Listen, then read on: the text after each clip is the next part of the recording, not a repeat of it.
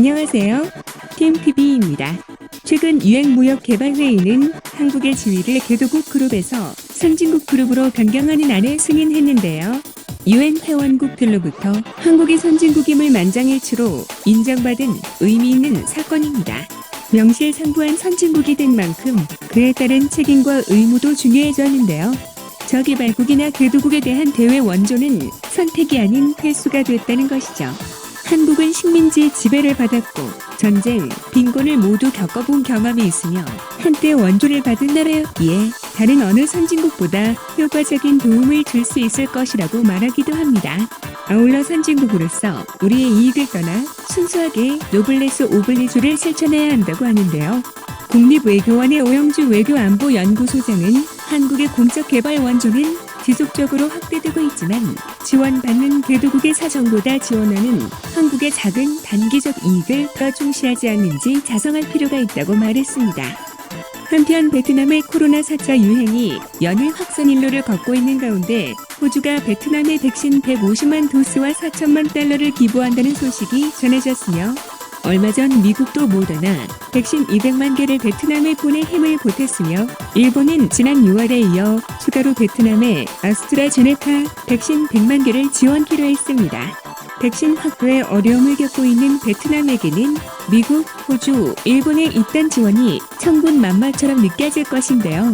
일부 베트남인들은 선진국들의 도움이 너무 소중하고 고맙게 느껴진다고 말했습니다.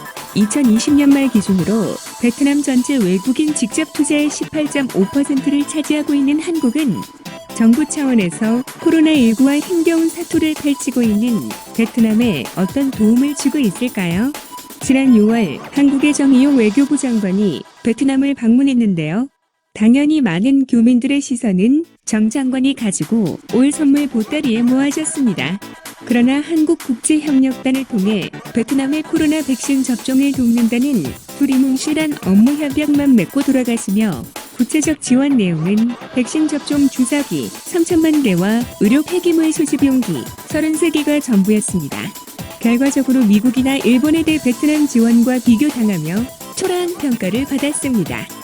지난 몇 년간 한국 정부는 베트남과의 관계를 각별히 여겨왔는데요. 현 정부의 신남방 정책 핵심도 다름 아닌 베트남이었습니다. 9,000개 이상의 한국 기업이 진출해 있고 우리 교민도 약 20만 명이나 거주하고 있는 곳이기 때문이죠. 이만하면 한국 정부가 코로나19 유행이 확산되고 있는 베트남의 관심과 지원에 나서야 할 명분은 충분합니다. 하지만 당장 한국도 백신이 충분한 상황은 아닌데요.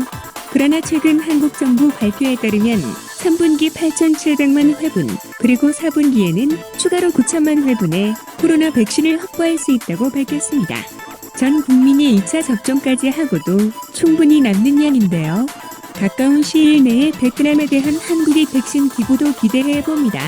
이상 베트남 소식을 전해드린 팀TV였습니다. 감사합니다.